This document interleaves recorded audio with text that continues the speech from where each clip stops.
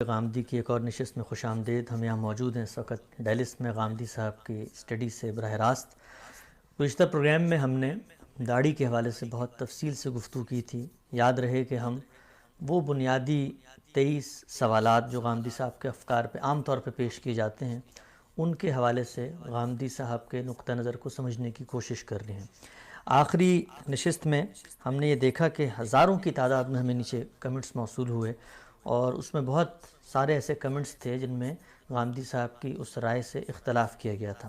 تو میں یہاں یہ بھی بتانا چاہتا ہوں کہ یہ جو پورا سلسلہ گفتگو ہے اس کا ہرگز مقصد یہ نہیں ہے کہ کوئی مناظرانہ طرز پہ لوگوں کے اعتراضات کو دو بدو جواب دیا جائے یا کسی الزامی طریقہ کار سے ان کو کٹہرے میں کھڑا کیا جائے، بلکہ مقصد صرف یہ ہے کہ غامدی صاحب کے افکار کی اپروچ کو سمجھا جائے اور جو لوگ ان پر تنقید کرتے ہیں ان کی تنقیدات اور ان کی اپروچ کو بھی ان کے سامنے پیش کیا جائے. تو ہم بہت ویلکم کرتے ہیں وہ لوگ جو اختلاف کر رہے ہیں. میں ان سے کہوں گا کہ ان کا جو بھی استدلال ہے کوشش کریں گے ہم کہ غامدی صاحب کے سامنے رکھیں اور ان کا پرسپیکٹیو جو ہے وہ اس حوالے سے سمجھیں. ایک اور چیز میں ابتدا میں بیان کر دوں کہ چونکہ کمنٹس بہت بڑی تعداد میں آتے ہیں نیچے اور یہ لائیو جا رہا ہے، تو جو موضوع سے متعلق چیزیں ہیں ان 23 سوالات سے متعلق وہ تو ہم یہاں پوچھتے رہیں گے، لیکن بدھ اور جمعرات کو البیان اور میزان کا درس بھی ہوتا ہے، تو اس کے آخر میں بھی ہم آپ کے سوالات جو اس موضوع سے ہٹ کے ہیں وہ ہم لیں گے. تو غامدی صاحب بہت شکریہ ایک دفعہ پھر آپ کے وقت کا. تو ہم نے تو آخری ہفتے بڑی تفصیل سے گفتگو کی تھی. امکان یہ تھا کہ شاید یہ امت داڑھی کے معاملے میں تو آپ کو جانے دے گی، لیکن لگ نہیں رہا فی الحال. تو آپ ریڈی ہیں پھر داڑھی کے حوالے سے مزید کو گفتگو کرنے کے لیے؟ جی میں حاضر ہوں. اچھا غام صاحب، اس میں یہ ہے کہ جو سوالات آئے ہیں میں نے اس کو جب غور سے دیکھا تو 3 حصوں میں نے اس کو بانٹا ہے. جو آپ کی اپروچ سے متعلق کچھ لوگوں کی تنقید ہے، پہلی جو قرآن مجید کی چند آیات ہیں، دوسری رسول اللہ صلی اللہ علیہ وسلم کی احادیث، اور تیسرے پھر لوگوں کے کچھ تاثرات ہیں. وہ تاریخی روایت سے بھی پیدا ہوئے، ہماری تہذیبی روایت سے بھی پیدا ہوئے. تو پہلا اعتراض داڑھی کے حوالے سے یہ کیا گیا کہ قرآن مجید کی سورہ روم کی آیت نمبر 30 میں بہت وضاحت سے اللہ میاں نے بتایا ہے کہ اس نے ایک فطرت پہ آپ کو پیدا کیا ہے، اس فطرت پہ ہمیں رہنا ہے اور اس فطرت کو تبدیل نہیں کرنا. انسان کی داڑھی نکلتی ہے، یہ ایک فطری امر ہے. تو داڑھی منڈوانا در حقیقت اس آیت کی خلاف ورزی ہے. کیسے دیکھتے ہیں اس کو؟ میں اس سے پہلے یہ عرض کر دوں کہ یہ سوال بہت اچھا سوال ہے، کیونکہ اس میں مجھے یہ موقع ملے گا کہ میں آپ کو یہ بتا سکوں کہ میرے سامنے جب کوئی مسئلہ تحقیق کے لیے آتا ہے تو میں کس طرح سے اس کو اپروچ کرتا ہوں. اس میں دو رائے نہیں ہو سکتی کہ ہمارے پاس اللہ کی کتاب قرآن مجید موجود ہے. قرآن مجید ہی کو سب سے پہلے دین سے متعلق کوئی مسئلہ ہو تو دیکھنا چاہیے. آپ قرآن مجید کو اگر اس لحاظ سے دیکھیں کہ وہ نماز کے بارے میں ہدایت کرتا ہے، وہ حج کے بارے میں بتاتا ہے، وہ اخلاقی اصول بیان کرتا ہے، وہ بعض جرائم کی سزائیں بیان کرتا ہے، وہ جہاد کے احکام بیان کرتا ہے، تو کیا وہ متعین طور پر بھی داڑھی کے بارے میں کوئی بات کہتا ہے؟ تو آپ شروع سے لے کے آخر تک اس کو پڑھ جائیے، آپ کو اس میں کوئی ادنا چیز بھی ایسی نہیں ہے. یعنی جہاں وہ اخلاقی احکام بیان کر رہا ہے، مثلا سورہ بنی اسرائیل میں جہاں وہ ان چیزوں کو بیان کر رہا ہے کہ جو دین کی بنیاد قرار پا گئی ہیں، ان میں ایمانیات بھی ہے، ان میں اخلاقیات بھی ہیں، وہاں بھی اس کا کوئی ذکر نہیں ملے گا. وہ جب شریعت کی چیزوں کی تنقید کر رہا ہوتا ہے، مثلا طلاق کے احکام بیان کر رہا ہے یا اور دوسری چیزیں، وہاں بھی کوئی اس کا ذکر نہیں ہوگا. یہ قرآن مجید کی جو 2 آیات ہیں، یعنی ایک سورہ بقرہ میں اور دوسرے سورہ روم، سورہ نساء میں اور سورہ نساء میں اور سورہ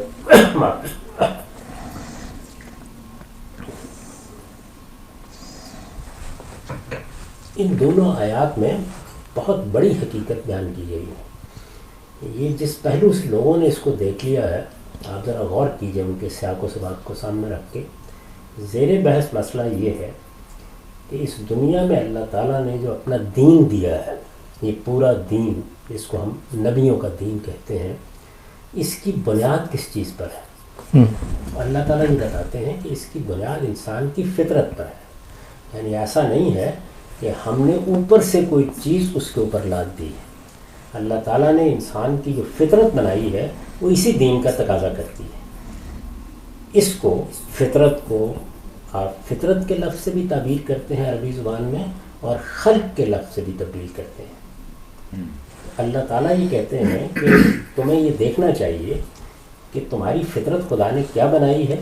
اگر تم اپنی فطرت پر ہو تو اصل کے لحاظ سے اپنے دین کے اوپر ہو، اور جو فطرت خدا نے بنائی ہے اگر اس کو تبدیل کرو گے، اس کو مسخ کرو گے، تو اس کا لازمی نتیجہ یہ نکلے گا کہ دین کی اساسات سے محروم ہو جاؤ گے. زیر بحث مضمون یہ ہے وہاں. یہ زیر بحث مضمون ٹھیک ہو گیا. اور یہ اس پہلو سے زیر بحث آ گیا ہے کہ جس وقت شیطان نے یہ چیلنج کیا کہ میں لوگوں کو گمراہ کروں گا، یعنی مکالمہ ہوا اللہ تعالیٰ کے اور شیطان کے مابین. وہ قرآن مجید میں کئی جگہوں پر بیان ہوا ہے کہ جب اس راندہ درگاہ ہو گیا، جب اس نے سجدہ کرنے سے انکار کر دیا، اللہ تعالیٰ کے سامنے اس نے استکبار اور تمرد اور سرکشی اختیار کی، تو اس موقع پر یہ کہا کہ میں کہاں سے حملہ آور ہوں گا. تو اس نے یہ بتایا کہ میں اصل میں وہیں سے حملہ آور ہوں گا جہاں سے لوگ اللہ کی بنائی ہوئی فطرت سے انحراف کے راستے کھولیں گے، اور یہ راستے میں بھی کھولوں گا.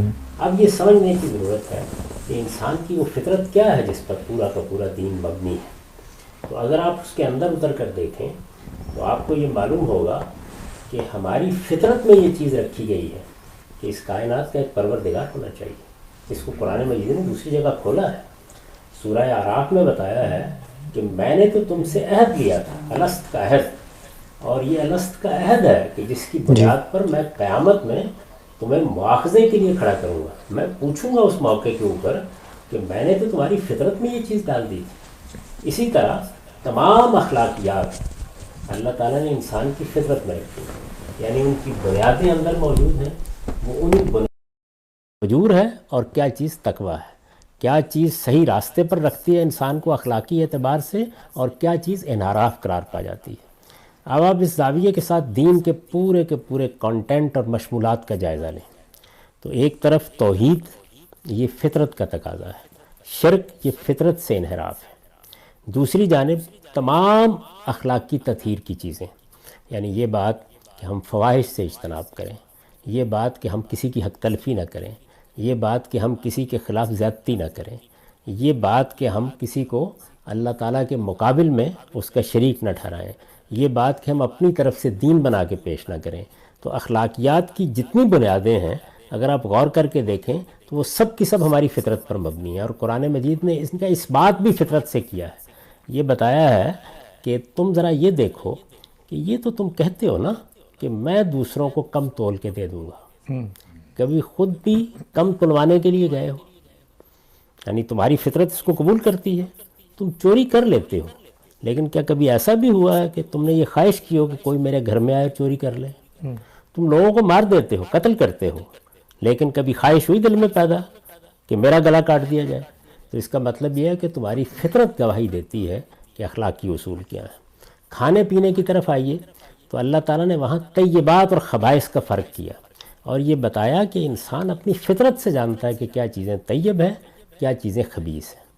تو یہ وہ فطرت ہے جو اللہ تعالیٰ نے انسان کی بنائی ہے، یعنی انسان کو کیسے پیدا کیا ہے، کن چیزوں کا شعور دے کے پیدا کیا ہے، کیا اخلاقی اساسات اس کے اندر موجود ہیں.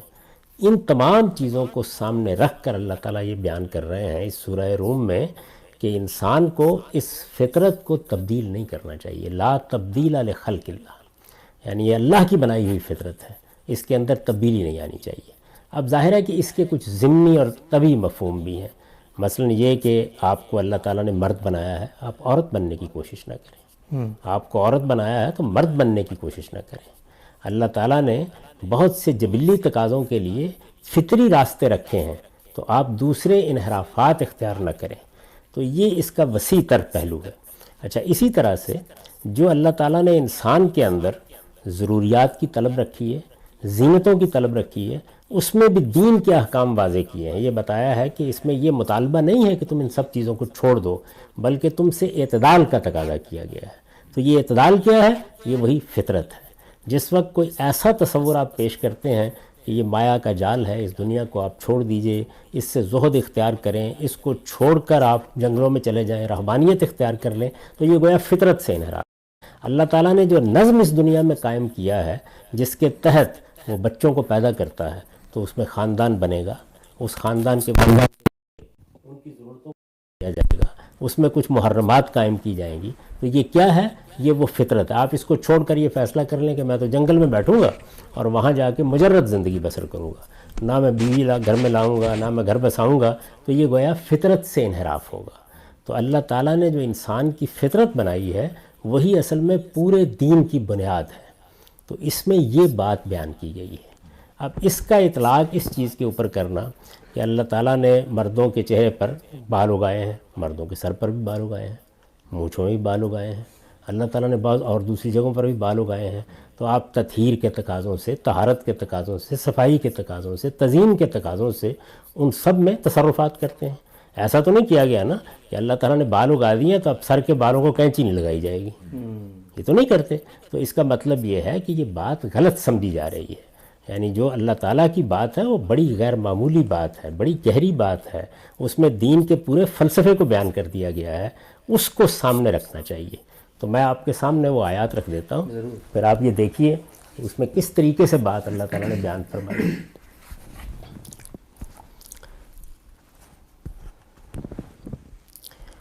یہ سورہ روم ہے اور اسی میں زیادہ تفصیل سے یہ بات بیان ہوئی ہے. دیکھیے فرمایا فَأَقِمْ وَجْهَكَ لِلدِّينِ حَنِيفًا فِطْرَةَ اللَّهِ الَّتِي فَطَرَ النَّاسَ عَلَيْهَا لَا تَبْدِيلَ لِخَلْقِ اللَّهِ ذَلِكَ الدِّينُ الْقَيِّمُ وَلَكِنَّ أَكْثَرَ النَّاسِ لَا يَعْلَمُونَ. یعنی پیچھے کچھ حقائق واضح کیے ہیں. اس سے پیچھے جو سیاق ہے اس میں یہ بتایا ہے کہ شرک کتنی بڑی غلاظت ہے, توحید کی دعوت دی ہے. یہ سارے حقائق جب واضح ہو گئے تو فرمایا سو ایک خدا کے ہو کر رہو. فَأَقِمْ وَجْهَكَ لِلدِّينِ حَنِيفًا, سو ایک خدا کے ہو کر رہو. تم اپنے باپ ابراہیم کی طرح اب اپنا رخ اس کے دین کی طرف کیے رہو. تم اللہ کی بنائی ہوئی فطرت کی پیروی کرو اے پیغمبر, جس پر اس نے لوگوں کو پیدا کیا ہے. اللہ کی بنائی ہوئی اس فطرت میں کوئی تبدیلی نہیں ہو سکتی. ٹھیک, یعنی یہ بات ہی دوسری زیر بحث, یہ بالکل دوسری بات ہے جو زیر بحث ہے. یعنی اس میں در حقیقت پورے کے پورے دین کی دعوت دی گئی ہے کہ یہ دین کہیں باہر سے آئی ہوئی چیز نہیں ہے, یہ تم پر کوئی چیز ٹھونسی نہیں جا رہی, یہ تمہاری فطرت کے تقاضے ہیں جن کو شریعت کی صورت دے دی گئی. یعنی اس میں اگر ایمانیات ہیں تو فطرت کے اندر ان کی بنیادیں ہیں. اس میں اگر اخلاقی اصول بتائے گئے ہیں تو وہ تمہاری فطرت میں الہام کی ہوئی چیزیں ہیں جن کو نمایاں کیا جا رہا ہے. اس میں اگر شریعت کے احکام دیے جا رہے ہیں تو وہی تمہاری فطرت ہے کہ جس کے تقاضوں کو انضباط میں لا کر ایک قانون کی صورت دی جا رہی ہے. تو پورے دین کے بارے میں یہ بتایا ہے کہ یہ ایک خدا کا ہو کر رہنا یہ ابراہیم کا طریقہ تھا. تمہیں اپنے دین میں اس ابراہیم کے طریقے کو اختیار کرنا, اپنا رخ اس کے دین کی طرف کیے رہو. اور یہ کیا چیز ہے؟ فطرت اللہ التی فطر الناس علیہا.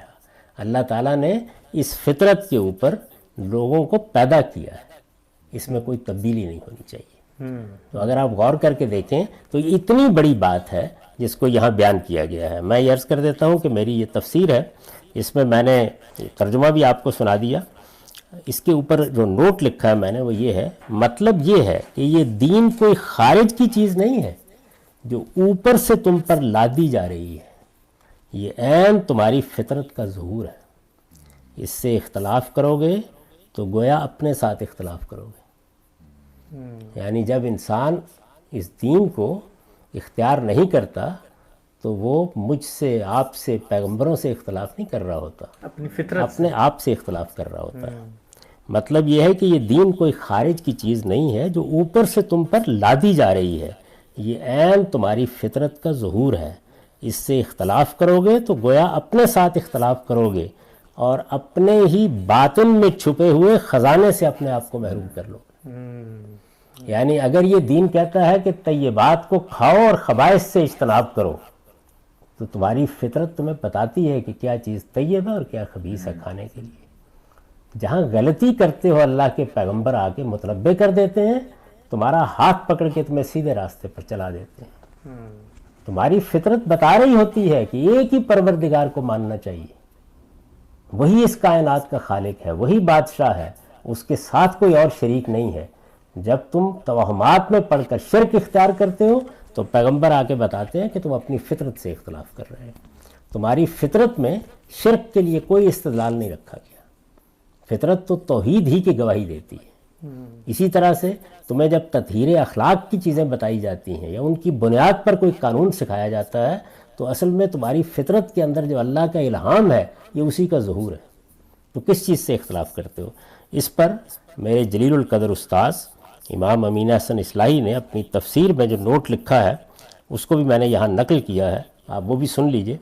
اس سے واضح ہوا کہ جو فلسفی یہ کہتے ہیں کہ انسان اپنی فطرت کے اعتبار سے ایک صفحہ سادہ اور تمام تر اپنے ماحول کی پیداوار اور علف و عادت کی مخلوق ہے، یعنی جو فلسفی یہ کہتے ہیں کہ انسان تو بس ایک یوں سمجھ لیجئے کہ سادہ لوح کے طریقے پر پیدا ہوتا ہے، ایسے ہی اس کو پیدا کیا، یعنی مادے کے تعامل نے ایسے ہی اس کو وجود بخشا ہے.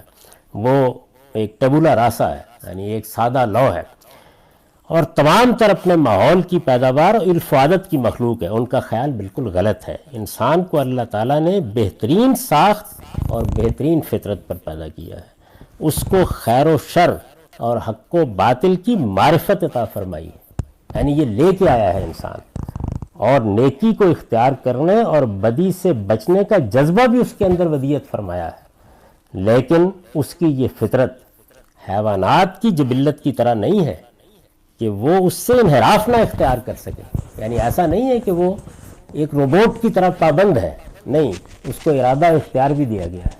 تو جس طرح وہ اپنے ارادے اختیار کو باہر کی چیزوں سے متعلق استعمال کرتا ہے، پہاڑ کو کھود ڈالتا ہے، آسمان پر جانے کی تیاریاں کرتا ہے، اسی طرح اپنے فطرت سے بھی انحراف کرتا ہے، بلکہ وہ اپنے اندر اختیار بھی رکھتا ہے.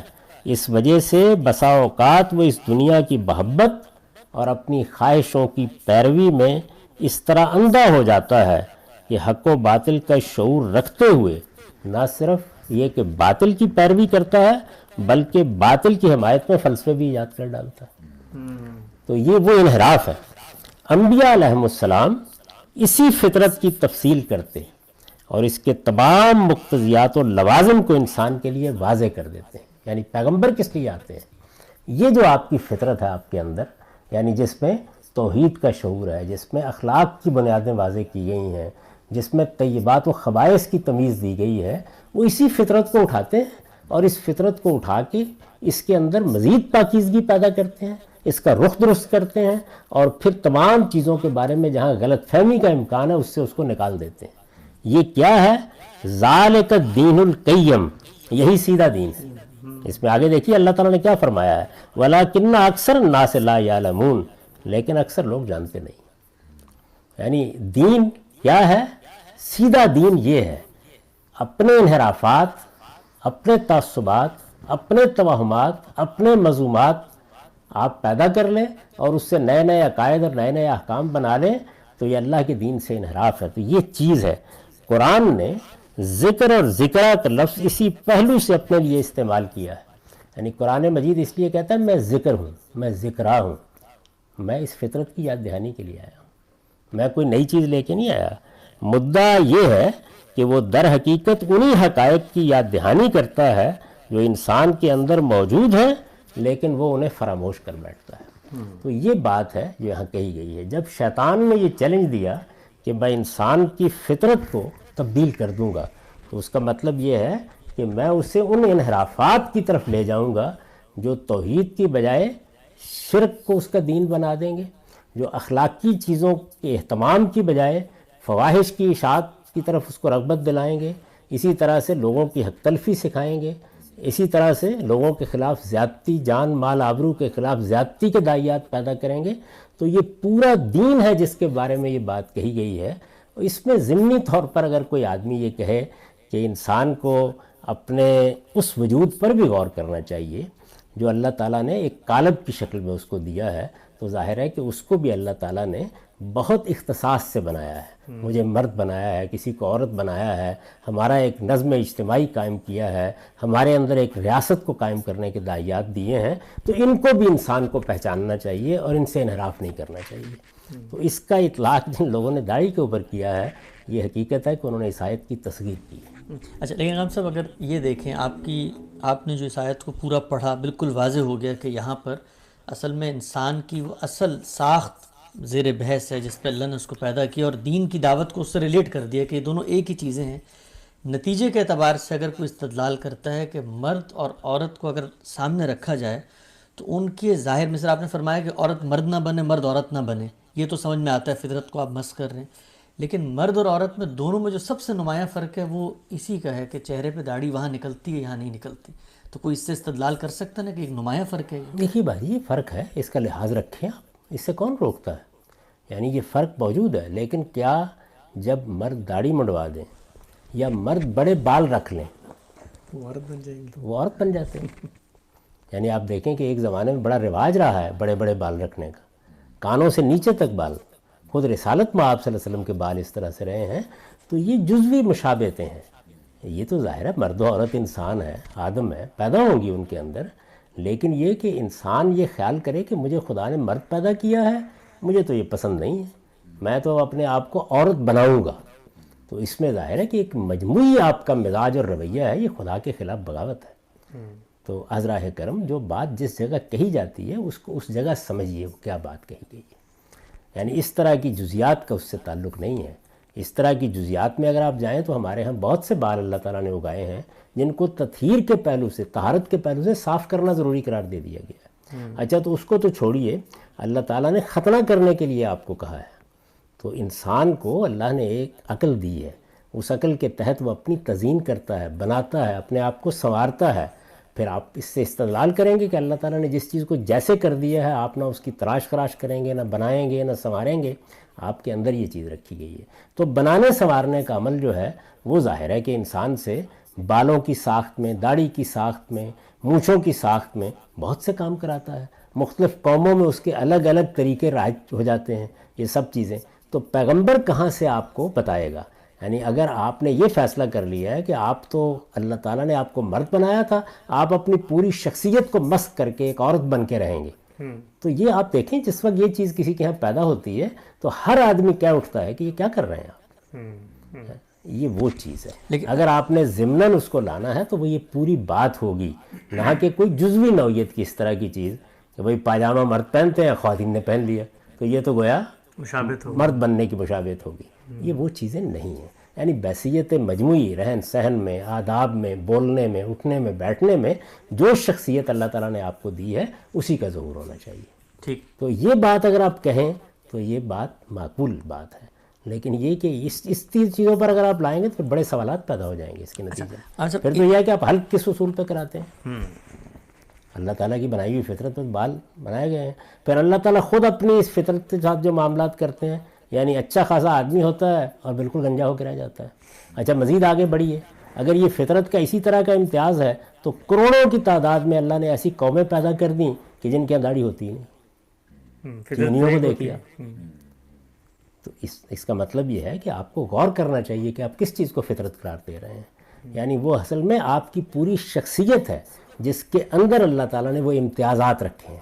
آپ کو مرد بنایا ہے، کسی کو عورت بنایا ہے، آپ کو الہام خیر و شر کے ساتھ اس کا شعور دیا ہے، آپ کی فطرت میں توحید کے داعیات رکھے ہیں. یہ پوری بات ہے جو بیان ہو رہی ہے.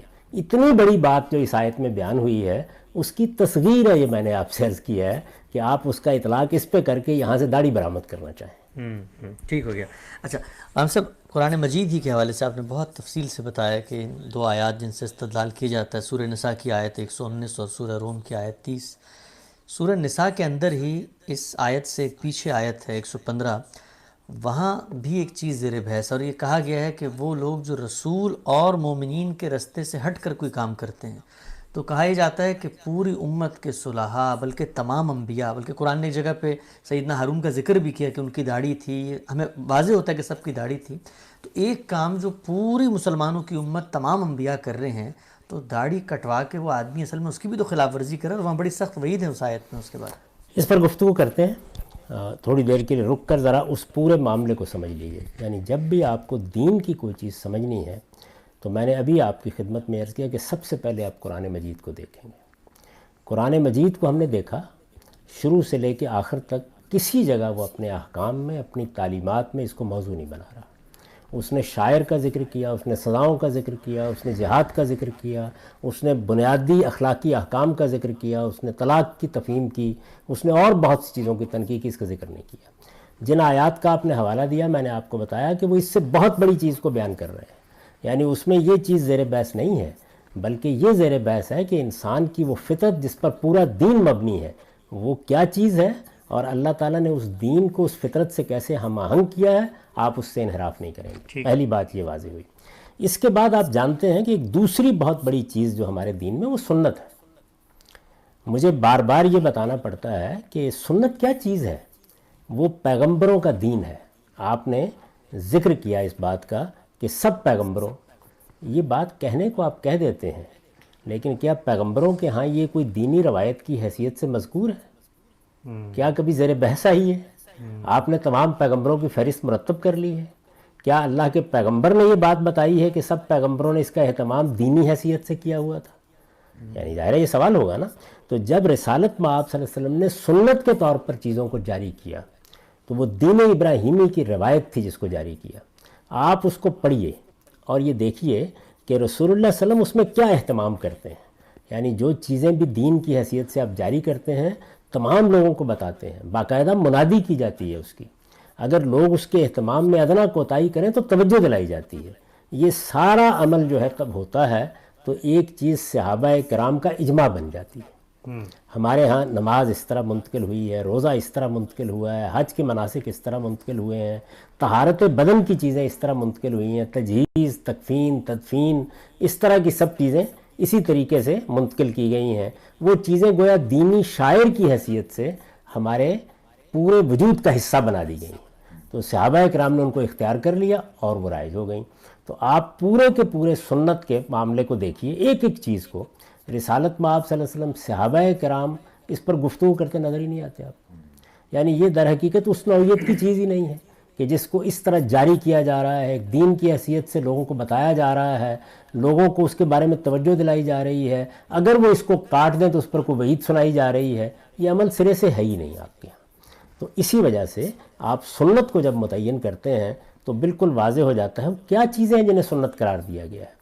یعنی نبی صلی اللہ علیہ وسلم جب سنت کو جاری کر رہے ہوتے ہیں تو ایک تو وہ ساری کی ساری پیچھے تاریخ سے آ رہی ہوتی ہے، اس میں کوئی اضافہ کر رہے ہیں، کوئی ترمیم کر رہے ہیں، تغیر کر رہے ہیں، اس کو متعین کرتے ہیں، اور پھر باقاعدہ اس کی تبلیغ ہوتی ہے، یعنی لوگوں کو بتایا جاتا ہے اس طرح کوئی چیز سنت قرار پاتی ہے۔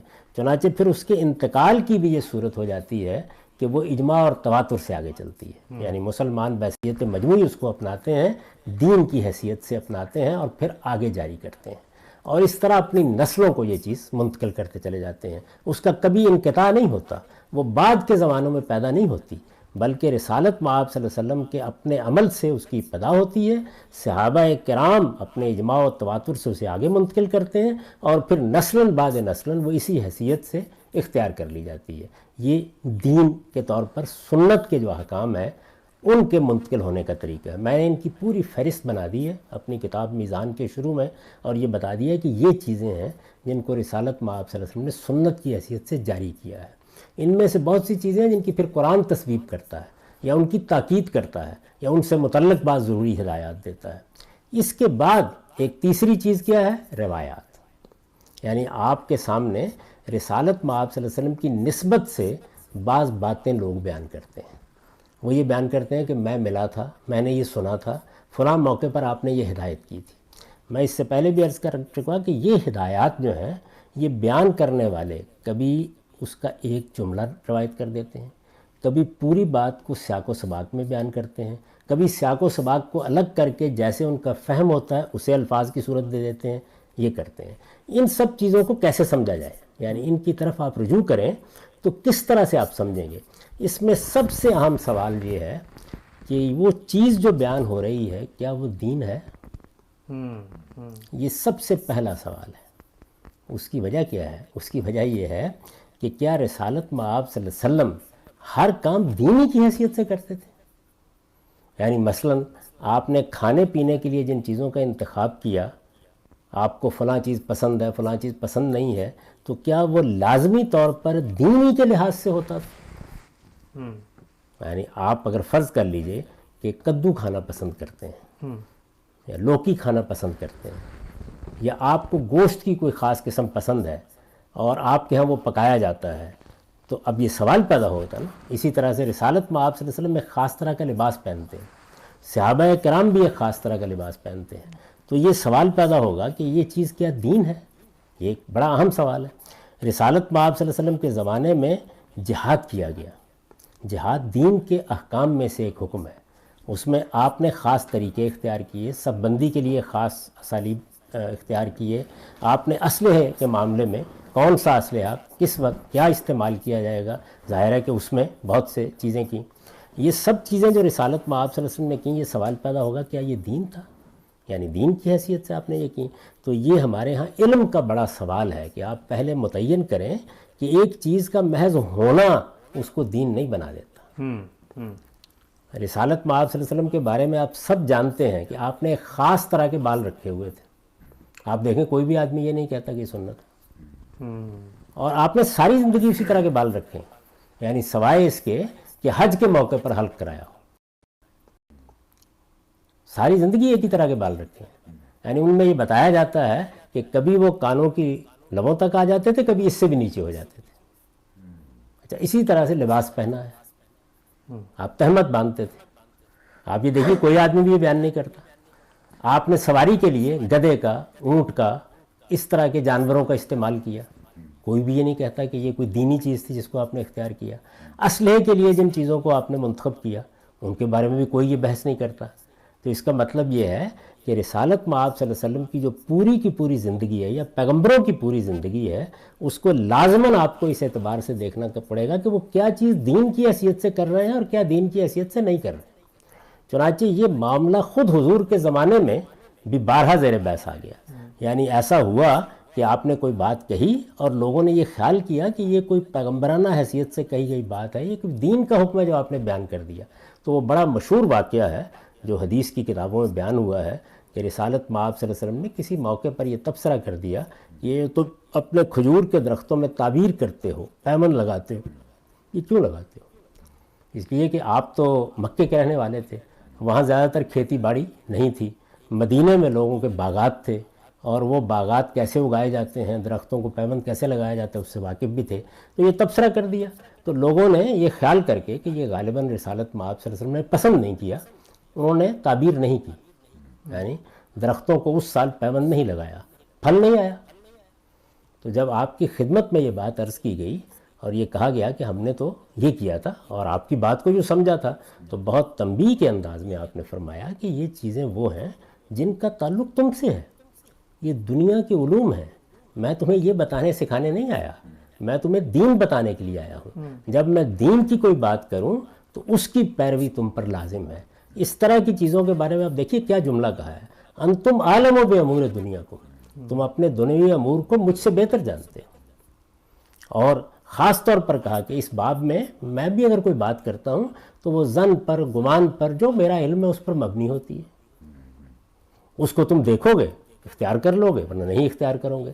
اسی طرح بہت سی چیزیں جن کے بارے میں رسالت میں آپ صلی اللہ علیہ وسلم نے اپنے زمانے کے عرب کی طب کی بعض چیزیں بیان کر دی، یعنی یہ چیز کھا لو گے اس سے یہ فائدہ ہوگا، ہمارے بزرگ بیان کرتے ہیں۔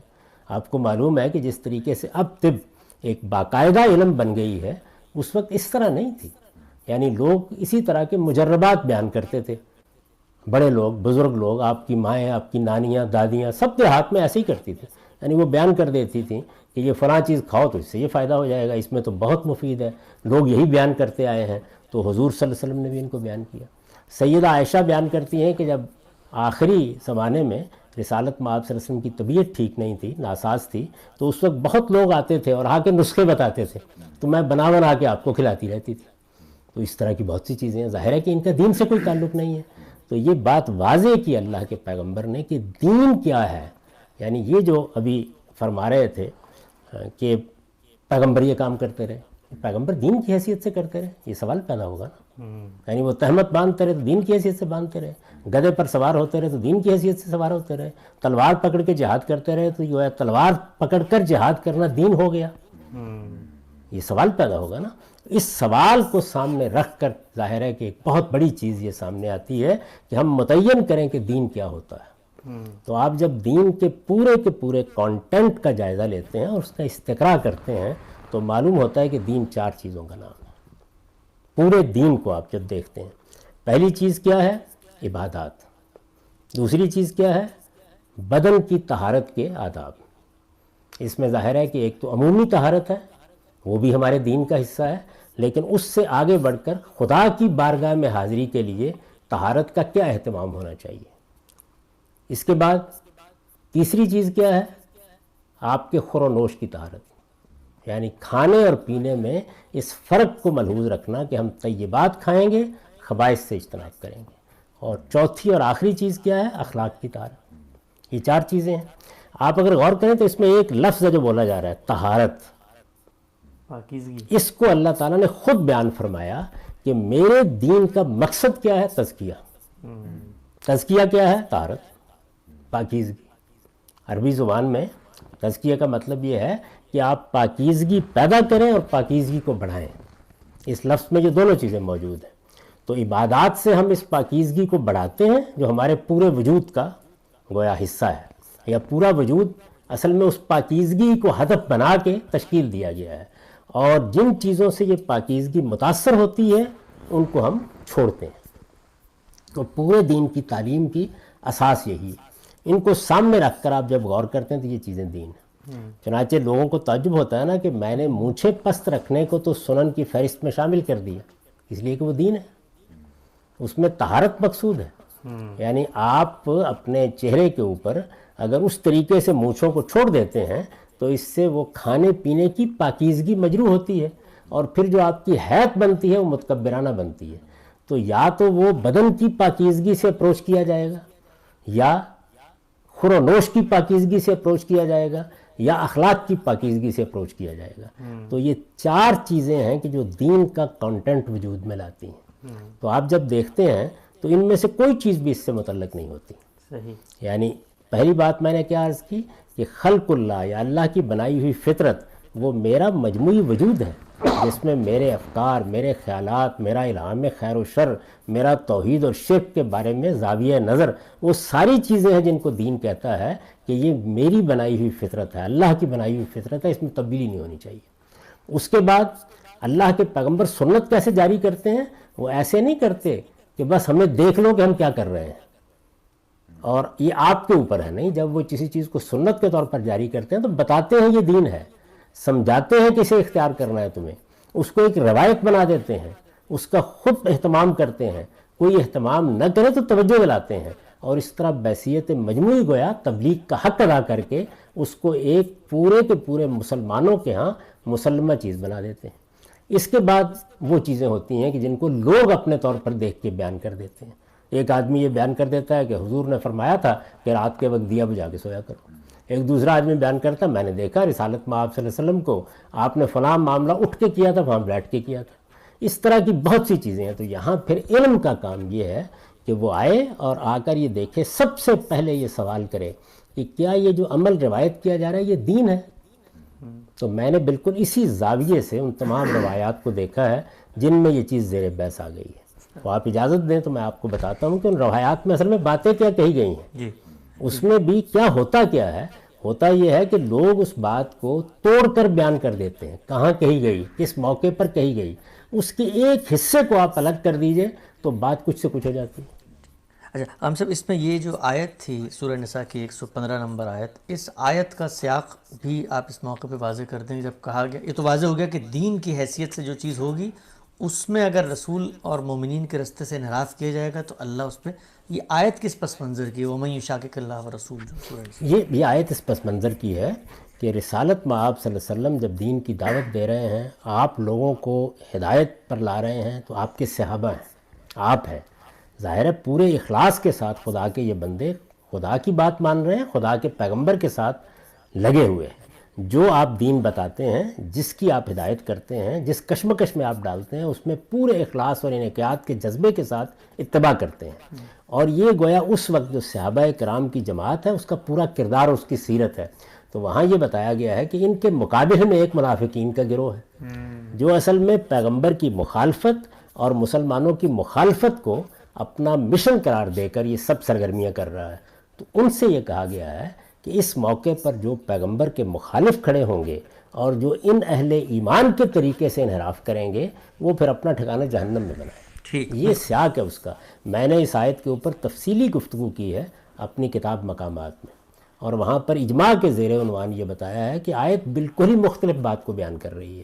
وہ یہ نہیں بیان کر رہی کہ مسلمان اگر کوئی رائے قائم کر لیں یا کسی نقطہ نظر کو اختیار کر لیں تو اس سے انحراف، یہ کوئی دین سے انحراف ہو جاتا ہے. اس میں غلطی بھی ہو سکتی ہے، اس میں صحت بھی ہو سکتی ہے، اس کا جائزہ لیا جائے گا. اہل ایمان میں صحابہ کرام واضح بات، ان کا رویہ کیا ہے؟ انقیاد کا، اطاعت کا، اتباع کا، پیغمبر سے مخلصانہ تعلق کا، آپ کے دینی مشن کے ساتھ محبت کا، یہ ہے نا ان کا اصل. تو یہ بتایا گیا ہے کہ سچے اہل ایمان اللہ کے پیغمبر کے ساتھ یہ تعلق رکھتے ہیں. ان کا تعلق یہ نہیں ہوتا کہ وہ پارٹیاں بنا کے مقابل میں کھڑے ہو جائیں اور پیغمبر اور صحابہ کے طریقے کو چھوڑ کر اپنا کوئی مشن لے کے چل کھڑے ہوں. یہ بات ہے جو وہاں بیان کی گئی ہے. تو کسی آیت کو جب آپ اس کے سیاق سباق میں رکھ کے دیکھتے ہیں تو اس کی صحیح روح اور اس کا صحیح مقام واضح ہوتا ہے. بالکل ٹھیک. اچھا غام صاحب، آپ نے بہت ہی تفصیل سے قرآن مجید کے وہ تینوں مقامات، سورہ روم اور سورہ نساء کی وہ 2 آیات، ان کو واضح کیا کہ ان سے تو داڑھی کے بارے میں کوئی دینی حکم ثابت نہیں ہوتا. حدیثوں کی طرف آگے بڑھتے ہیں. جو سوالات ہمیں موصول ہوئے ان میں سب سے پہلا سوال یہ تھا کہ جو پورا نقطہ نظر آپ نے بیان کیا کہ یہاں فطرت میں داڑھی شامل نہیں ہے، تو ایک حدیث نے جو سیدہ عائشہ سے ہے وہ اس کی نفی کرتی ہے. وہ آپ نے فرمایا ہے کہ 10 چیزیں ہیں، رسول اللہ صلی اللہ علیہ وسلم کی نسبت سے سیدنا عائشہ کی روایت ہے، حدیث کی کتابوں میں ہے کہ 10 چیزیں ہیں جو فطرت میں شامل ہیں، اور اس میں سیدہ نے داڑھی کو شامل کیا ہے. تو آپ کا پورا نقطہ نظر ایک طرف، اور سیدہ خود رسول اللہ سے سن کے ایک بات کہہ رہی ہیں، تو پھر قرآن کی وہ تعویل کیوں نہ ہو جو رسول اللہ خود بتا رہے ہیں؟ وہی میں گزارش کر رہا تھا آپ سے کہ جس وقت لوگ بات بیان کرتے ہیں تو وہ بات بیان کر دیں گے. اب ہمارے سامنے وہ آئے گی تو سب سے پہلے تو جائزہ لیں گے نا. ہماری پوری مسلمان امت کے علم کی روایت یہ ہے کہ آپ یہ دیکھتے ہیں سب سے پہلے کہ جو بات بیان کی جا رہی ہے کون بیان کر رہا ہے، کس طرح بیان کر رہا ہے. تو یہ جو روایت ہے نہ صرف یہ کہ سند کے اعتبار سے یہ کمزور ہے، بلکہ بہت بڑی بات یہ ہے کہ اس میں راوی خود اضطراب میں مبتلا ہو گیا ہے.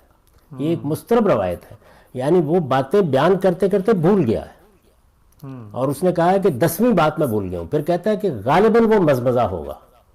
اچھا، دلچسپ بات یہ ہے کہ اس 10ویں کو آپ شامل کر دیں تو ایک بہت بڑی بات نکل جاتی ہے جس کو خود رسالت مآب صلی اللہ علیہ وسلم نے صحیح 3 روایتوں میں بیان کیا، وہ ختنہ ہے. عجیب. اچھا، تو اس لحاظ سے بالکل واضح ہو جاتا ہے یہ کہ یہاں پر راوی وہ چیزیں بھول گیا ہے جو بیان کی گئی ہیں، اور پھر اس کے بعد اس نے اپنی یادداشت سے چیزیں بیان کی ہیں، کچھ کو نکال دیا ہے، کچھ کو ڈال دیا ہے. اچھا، اور جو باقی ساری چیزیں زیر بحث ہیں وہ تو تطہیر کے حوالے سے، مونچھیں پست رکھنا یا ختنے کو اگر شامل کر لیں تو داڑھی وہاں آ کر وہ جو داخلی مضمون ہے ظاہرہ کچھ بےجوڑ ہو گئی ہے نا. تو اس میں اصل روایت جو ہے وہ ہے 5 من الفطرہ، جس میں یہ بیان کیا گیا ہے. اور اس کو آپ دیکھیے، اس میں ایک ایک چیز جو ہے وہ دین کے اسی فریم کے اندر بالکل ٹھیک بیٹھتی ہے. تو روایتوں کا تجزیہ ایسے نہیں کیا جاتا، یعنی یہ دیکھا جاتا ہے کہ بات کیسے بیان ہوئی ہے، کیا بالکل ٹھیک طرح سے بیان ہو گئی ہے. آپ جانتے ہیں کہ 3 چیزیں لازماً دیکھی جاتی ہیں، یعنی راوی کے لحاظ سے کیریکٹر کیا ہے، حفظ و اتقان کی کیا نوعیت ہے، بات سمجھ کے بیان کی ہے، یاد بھی رہی تھی یا نہیں رہی تھی. تو آپ اس روایت کو اگر دیکھیں تو بالکل صاف واضح ہو جاتا ہے کہ جو وہ 10ویں چیز بھولا ہوا ہے وہ پھر تھی کیا، اور وہ 10ویں چیز اگر مزمزہ ہے تو پھر ختنہ کہاں گیا. تو آپ نے کیا چیز ڈالی، کیا نکالی، تو وہ ایک بالکل مضطرب روایت ہے جس سے استدلال نہیں کرنا چاہیے. اچھا، اگرچہ وہ ایسے ہوتی تو میں سمجھا دیتا کہ اس میں بھی کیا بات بیان کی گئی ہے. تو اصل بات جو بیان کرنا پیش نظر ہے وہ یہ ہے کہ آپ جس وقت روایات کے ذخیرے پر نگاہ ڈالتے ہیں تو پہلے یہ دیکھ لیجئے کہ آپ کس چیز کا اس بات کرنے جا رہے ہیں. یعنی آپ کو سب سے بڑا فیصلہ جو کرنا ہے پہلے وہ یہ چیز ہے کہ وہ دین ہے کہ نہیں ہے. یعنی راوی حضرات بہت سی چیزیں بیان کر دیں گے کیونکہ ان کا کام تو تاریخ کا ریکارڈ پیش کرنا ہے. وہ یہ بتائیں گے کہ رسالت مآب صلی اللہ علیہ وسلم میں گدھے پر سوار تھے، آپ وہاں آ رہے تھے، آپ نے فلاں خاتون سے یہ کہا کہ اپنا سامان اوپر رکھ دو، نیچے رکھ دو، فلاں آدمی کو آپ نے ایک اونٹ دے دیا، فلاں کے ساتھ یہ معاملہ کیا.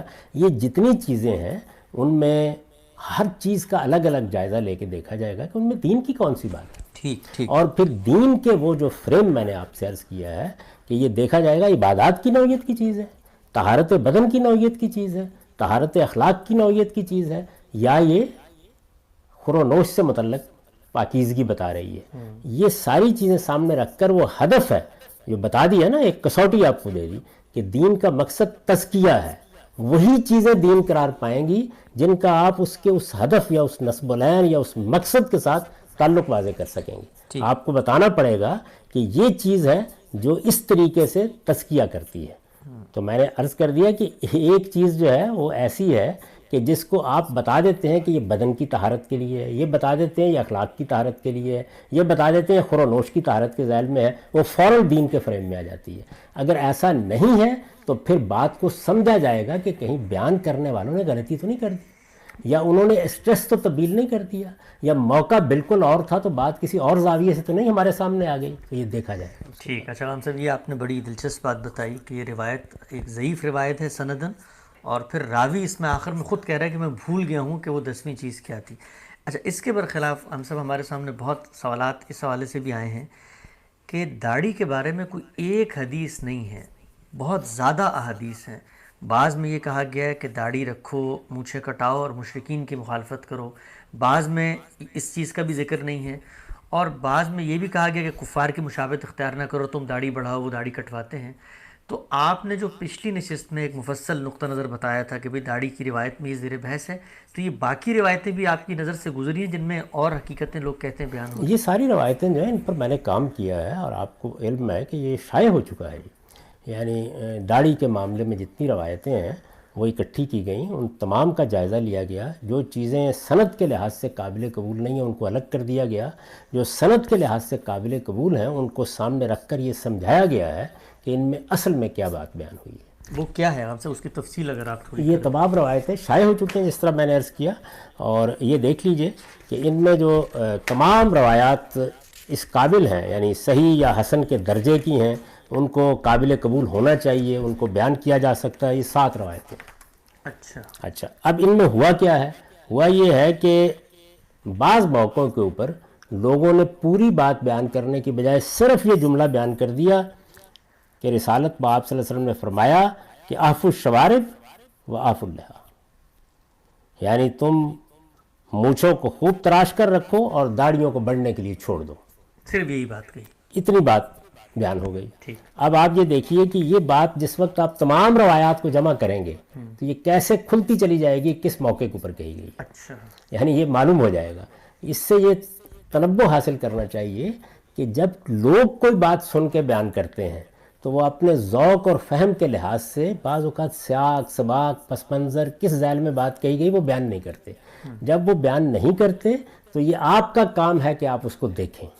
ابھی میں نے اس جانب توجہ دلائی نا کہ جب آپ کے سامنے کوئی چیز آئے تو یہ کافی نہیں ہوتا کہ لوگوں نے کیسے اس کو سمجھا ہے. اللہ تعالیٰ نے آپ کو بصیرت دی ہے, علم دیا ہے, آپ بھی دیکھیں. اب آپ اندازہ کریں کہ 1200 سال تک ہماری مسلمان امت کے علماء یہ بیان کرتے رہے ہیں کہ اللہ کے رسول نے یہ فرمایا تھا کہ آپ کو جب کبھی اپنا حکمران مقرر کرنا ہو تو قریشی ڈھونڈ کے لائیں گے. بیان کرتے رہے نا, اس پر اجماع بیان کیا جاتا ہے.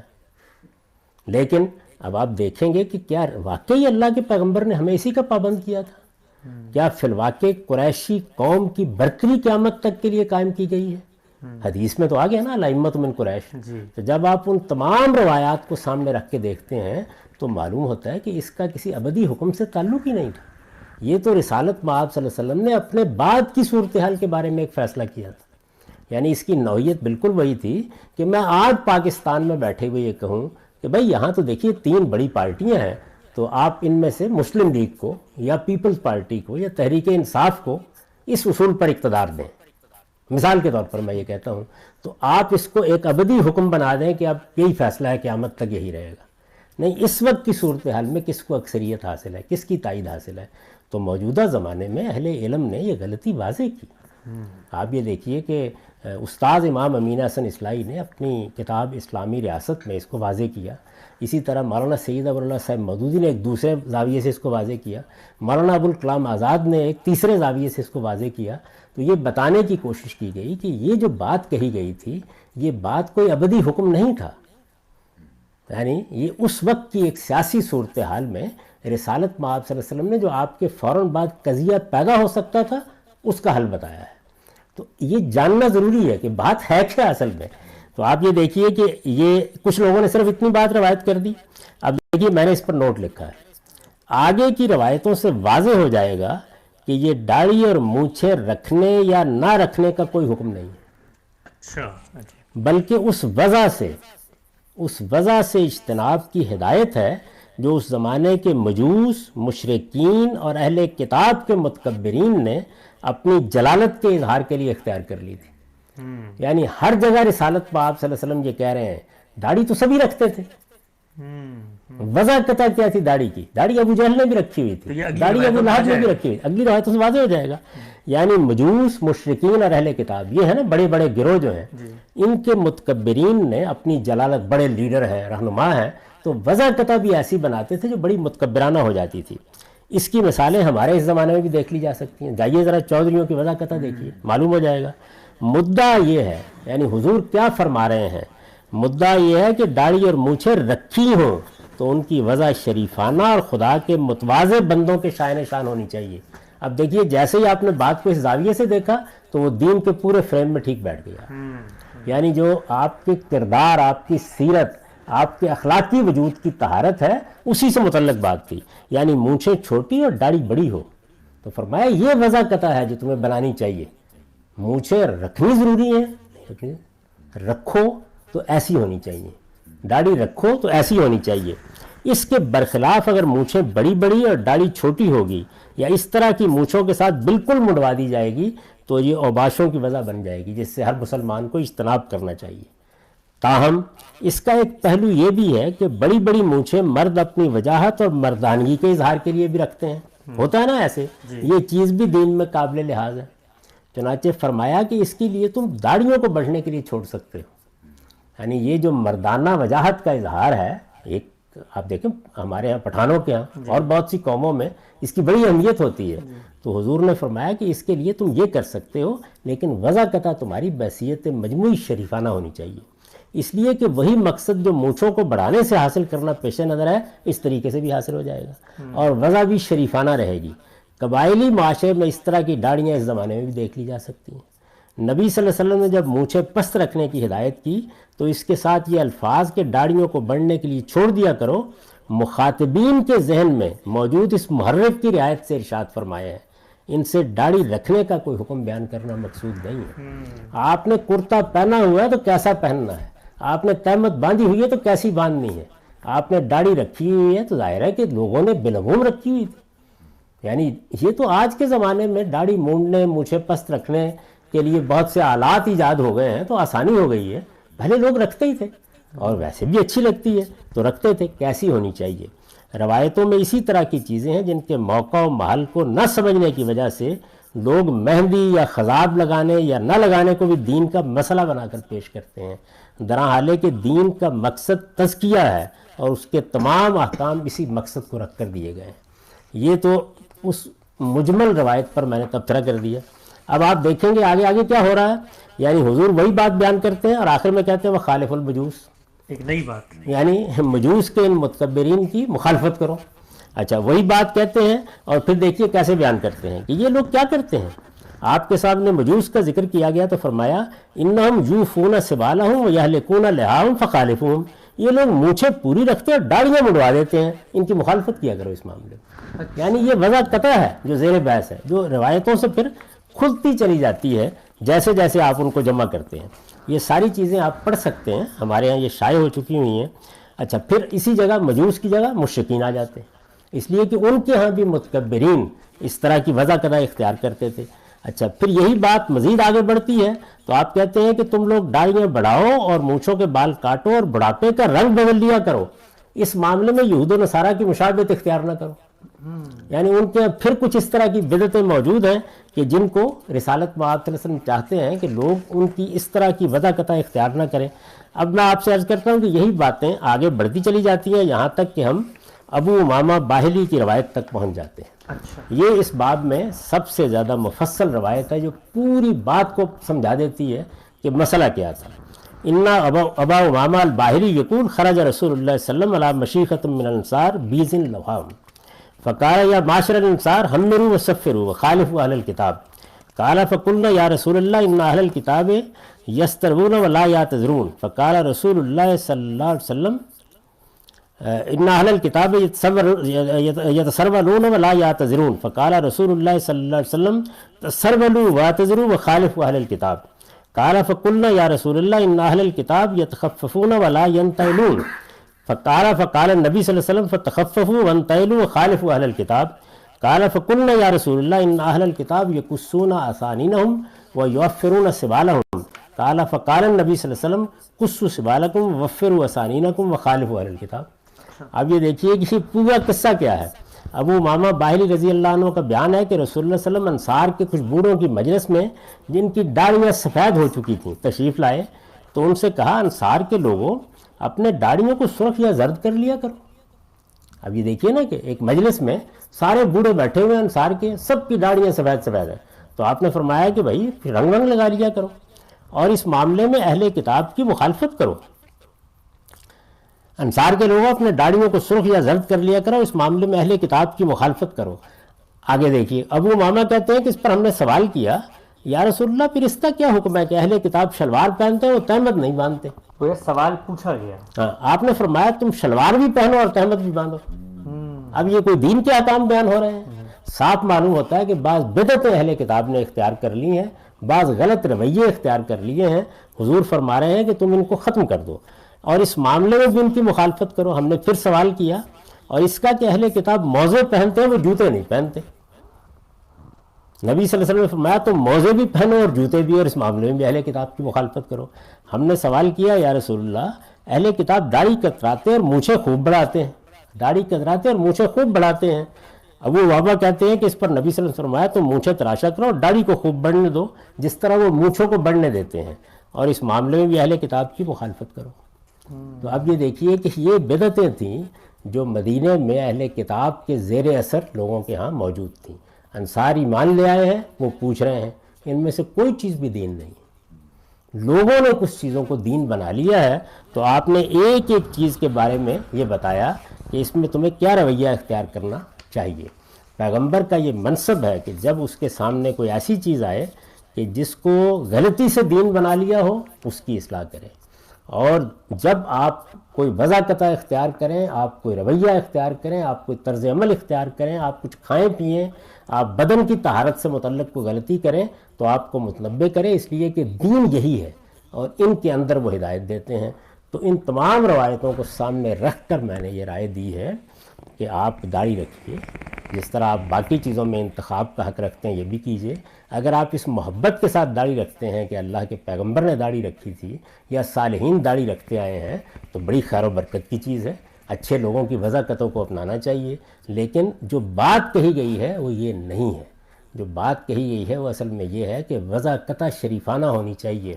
لباس پہننا ہے تو ایسا پہنو، داڑھی رکھنی ہے تو ایسی رکھو، اور اگر کسی جگہ کوئی دین میں بدعت پیدا کر دی جائے تو پیغمبر کی موجودگی میں ضروری ہے کہ لوگ اس بدعت کو ختم کر دیں۔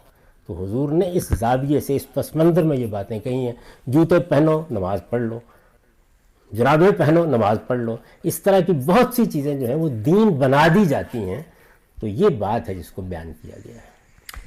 بہت بہت شکریہ غام صاحب، بہت ہی وضاحت سے آج قرآن مجید کی وہ تینوں مقامات اور روایات کا اتنا گہرا استقصاء کہ تمام روایات میں کیا چیز زیر بحث ہے یہ آج زیر بحث آئی۔ ہمارا وقت یہاں پر ختم ہو رہا ہے۔ کل 1 بجے اسی وقت مکتب غامدی کی یہی نشست آگے بڑھے گی، اور یہ ذہن میں رہے کہ ہم وہ 23 بنیادی سوالات زیر بحث لا رہے ہیں۔ اگلا موضوع عورتوں سے پردے سے متعلق ہے۔ کوشش ہماری یہ ہے کہ تفصیل سے غامدی صاحب سے ایک ایک پہلو کی تنقید کی جائے، اور ابھی تک تو بظاہر لگ رہا ہے کہ یہ موضوع مکمل ہو گیا ہے، لیکن پھر آپ لوگوں کے سامنے غامدی صاحب کی رائے ہے۔ آپ اگر ان سے اختلاف کرتے ہیں تو مور دین ویلکم، اپنے کمنٹس میں آپ کوئی بات جو قرآن مجید کے اندر زیر بحث آئی، غامدی صاحب کے جو انٹرپریٹیشن ہے اس سے مختلف ہے، اس کو ضرور لکھیں۔ کل انشاءاللہ 1 بجے ہم پھر اسی جگہ پہ اسی موضوع کے ساتھ حاضر ہوں گے۔ بہت شکریہ آپ کے وقت کا۔ اقول قولی ھذا واستغفر اللہ لی ولکم ولسائر المسلمین۔ بہت شکریہ۔